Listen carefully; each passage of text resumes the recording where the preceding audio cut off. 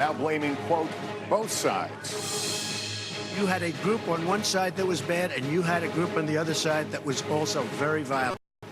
And nobody wants to say that, but I'll say it right now. Also, the fight over Confederate statues. The president asking, where does it end? This week it's Robert E. Lee. Is it George Washington next week? And is it Thomas Jefferson the week after?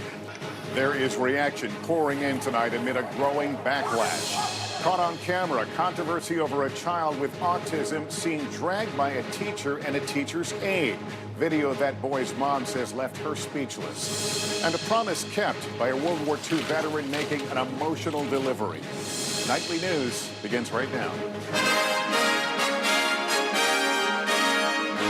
From NBC News World Headquarters in New York, this is NBC Nightly News with Lester Holt. Good evening. We're glad you're with us tonight. If President Trump's words yesterday of unity and his condemnation of hate groups helped cool the embers of outrage following the Charlottesville, Virginia tragedy, this afternoon it took only minutes for him to reignite them with a verbal flamethrower.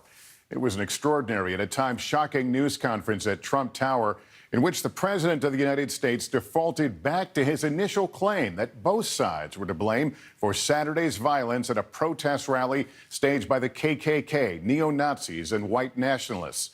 3 people died in the aftermath of Saturday's rally. Tonight, we're going to let you hear a great deal of what the President had to say this afternoon. Our Hallie Jackson starts us off. Tonight, a defining moment in Donald Trump's presidency. You look at both sides. I think there's blame on both sides, and I have no doubt about it, and you don't have any doubt about it either. The president, unfiltered and defiant, responding to criticism of his comments condemning the Charlottesville attack. What about the alt-left that came charging at the, as you say, the alt-right? Do they have any semblance of guilt? Let me ask you this. What about the fact that they came charging with clubs in their hands, swinging clubs? Do they have any problem? I think they do. Both protesters and counter-protesters came ready for a fight, but Saturday's rally was sponsored in the first place by white nationalists who showed up in force. It's one of those attendees, police say, who plowed into a group of people, killing 32-year-old Heather Heyer. You had some very bad people in that group, but you also had people that were very fine people on both sides. You had people in that group, excuse me, I saw the same pictures as you did. You had people in that group that were there to protest the taking down of, to them, a very, very important statue and the renaming of a park from Robert E. Lee to another name. Do you think that what you call the alt-left is the same as neo-Nazis? Those people, all of those people, are you putting them on the same level? That's my question. I've condemned neo-Nazis. I've condemned many different groups, but not all of those people were neo-Nazis, believe me. Not all of those people were white supremacists by any stretch. They were white nationalists. Those people were also there because they wanted to protest the taking down of a statue, Robert E. Lee. Should that statue have been taken down? Excuse me. And you take a look at some of the groups and you see, and you know it if you were honest reporters, which in many cases you're not, but many of those people were there to protest the taking down of the statue of Robert E. Lee. So this week it's Robert E. Lee. I noticed that Stonewall Jackson's coming down. I wonder, is it George Washington next week, and is it Thomas Jefferson the week after? You know, you really do have to ask yourself, where does it stop? George Washington was a slave owner. Was George Washington a slave owner? So will George Washington now lose his status? The president's words today echo what he said Saturday when he blamed many sides for hatred, bigotry, and violence, not condemning then the white supremacists and neo-Nazis who participated in the weekend rally. He did denounce them explicitly Monday, but today? But you had many people in that group other than neo-Nazis and white nationalists, okay? And the press has treated them absolutely unfairly. The president says he never spoke with his controversial chief strategist, Steve Bannon, about his original statement this weekend. I like him. He's a good man. He is not a racist, I can tell you that. He's a good person. He actually gets a very unfair press in that regard. But we'll see what happens with Mr. Bannon. The extraordinary back and forth you just watched was never supposed to happen in the first place. NBC News has learned the president was not set to answer any questions, according to a senior White House official who tells us President Trump simply went rogue. His new chief of staff, John Kelly, stood off to the side as it happened, at times lowering his head and folding his hands. Remember, President Trump came down to the lobby of Trump Tower in the first place to talk about infrastructure. But as has happened again and again in this administration, what he wants to do ended up overshadowed by what he said instead. Lester? Hallie Jackson on Fifth Avenue here in New York. We can hear protesters in the background there. Thank you. I want to take a closer look now at what the president said late this afternoon when he blamed, quote, both sides for the violence and what we know about the events that took place over the weekend in Charlottesville. Do his claims stand up? Here's NBC's Gabe Gutierrez. Jews will not replace us! Jews will not replace us! They were there to protest, excuse me. You take a look the night before, they were there to protest the taking down of the statue of Robert E. Lee. You will not replace us! This was that night. You had people, and I'm not talking about the neo-Nazis and the white nationalists, because they should be condemned totally. But you had many people in that group other than neo-Nazis and white nationalists, okay? But many were, and several, such as white nationalist Christopher Cantwell, interviewed by Vice News, advocated violence. I'm carrying a pistol. I go to the gym all the time. I'm trying to make myself more capable of violence. I'm here to spread ideas, talk, in the hopes that somebody more capable will come along and do that. Somebody like Donald Trump, who does not give his daughter to a Jew. So Donald Trump, but like more racist. A lot more racist than Donald Trump. The president today did denounce violence, but once again spread the blame to include counter-protesters. I will tell you something. I watched those very closely, much more closely than you people watched it. And you have you had a group on one side that was bad, and you had a group on the other side that was also very violent. The Charlottesville police chief, when asked whether one side was more responsible than the other, said it was an alt-right rally.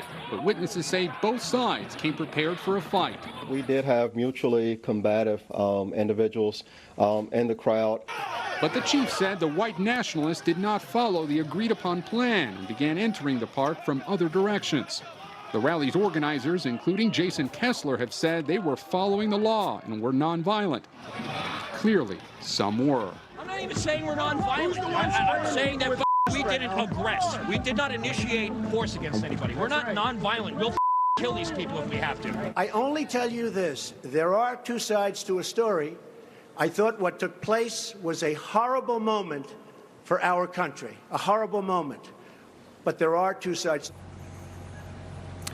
Virginia Governor Terry McAuliffe just released a written statement calling what happened here an act of domestic terrorism. This was not both sides, he says.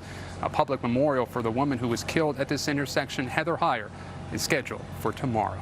Lester. All right, Gabe Gutierrez, thank you. The president's remarks today triggered an instant backlash, not just among his critics, but also within the very Republican Party that he leads. We get more on this from NBC News Capitol Hill correspondent Casey Hunt. As you know the fact. Even before his stunning press conference ended, the fiery reaction beginning. Thank you. Swift condemnation from so many corners of American life, including members of the president's own party. Republicans upset he doubled down, blaming both sides again for the violence. Republican Congresswoman Ileana Ros-Lehtinen tweeting, blaming both sides for Charlottesville? No. Back to relativism when dealing with KKK, Nazi sympathizers, white supremacists? Just no. Senator Marco Rubio, who lost the Republican nomination, again tweeting the president should call the events in Charlottesville, quote, a terror attack by white supremacists. Democratic Senator Mark Warner tweeting, no words. And beyond the Beltway, celebrities and sports stars weighing in. LeBron James writing on Twitter, hate has always existed in America. Yes, we know that.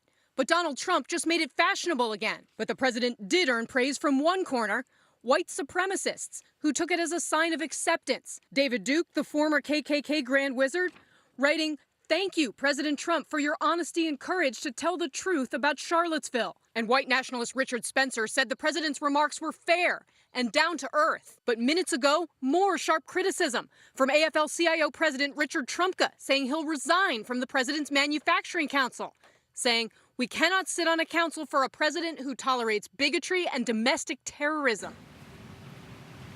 Trump could be particularly meaningful because he represents so many of those blue-collar workers who helped Trump to victory in states like Michigan and Wisconsin. And now there are at least 5 executives who've resigned from different presidential advisory boards. There are others who say that they'll stay on. But also tonight, Lester, the House Speaker, Paul Ryan, tweeting moments ago that white supremacy is repulsive and there can be no moral ambiguity. All right, Casey, thank you very much. I want to bring in now our political director, the moderator of Meet the Press. Chuck, let me read you a quote to start off. We must love each other, show affection for each other, and unite together in condemnation of hatred, bigotry, and violence. That was the president's words from yesterday. What happened? He rendered them meaningless today. I mean, what his performance today made everything that happened yesterday, there was suspicion that it was a forced denouncement that he put out yesterday. But I think everybody was hoping that, no, the president needs to speak for all of America, and he spoke for all of America yesterday, and then he didn't. And that's what happened today, Lester, is that it may be that President Trump lost whatever moral authority he did have. Look, with the office of the presidency does come the opportunity to be a moral authority for the country. And it's up to presidents can either use it or abuse it or lose it. And in this case, I would say the president at best has abused it and at worst has lost it. And he's lost the moral authority to speak for the country.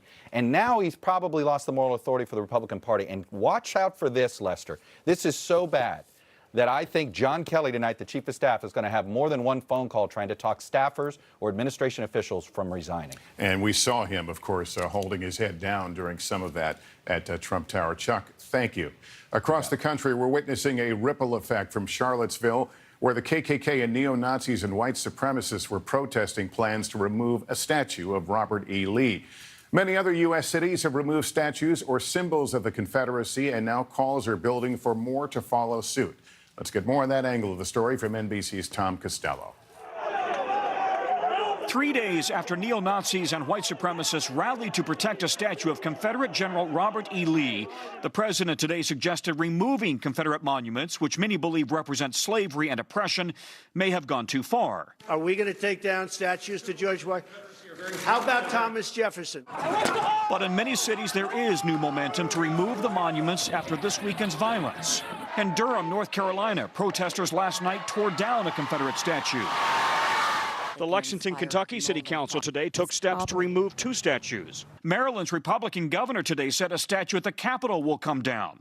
While back in Charlottesville, a court will decide whether the city can remove Robert E. Lee from his pedestal. In Charlottesville, reaction to the president's comments today. You would ideally want the president to be supportive of the community, and it feels that's if he's attacking us.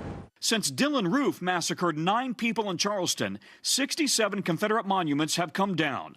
But nationwide, there are still 718 monuments to the Confederacy, including 8 that stand in the halls of Congress. It doesn't seem fair that you should take away history. True, we have things in our history that are not always pleasant, but history is a way of teaching children about the past. Slavery is at the absolute center of American history. History professor Edward Ayers says when white nationalists march with a Nazi flag that Americans died fighting against, any nostalgia for the Confederate flag is tarnished. Because in some ways that devalues that claim to this being a uniquely American heritage of fighting against a strong federal government. Now it's reduced to race. Alt-right speeches have now been canceled in Boston, at Texas A&M, and in Richmond, Virginia. The governor of North Carolina said late today he wants to remove all Confederate statues from state property, state grounds. That'll be a tough order. Meanwhile, we can tell you as well that right-wing leaders say that they will be back stronger than ever, including back here in Charlottesville. Lester? All right, Tom Costello tonight, thank you. In other news this evening, we're keeping an eye on the tropics. The second hurricane of the season in the Atlantic, Hurricane Gert, is making its way north, kicking up seas, increasing the risk of rip currents for portions of the East Coast over the next couple of days. The good news, though, the storm itself is not expected to be a threat to the United States. Still ahead here tonight, a mother's outrage. Shocking video appearing to show her autistic son dragged by a teacher, but police say these images don't tell the whole story. Also, a veteran's vow, the extraordinary 10,000-mile journey to fulfill a promise made on a World War II battlefield 73 years ago.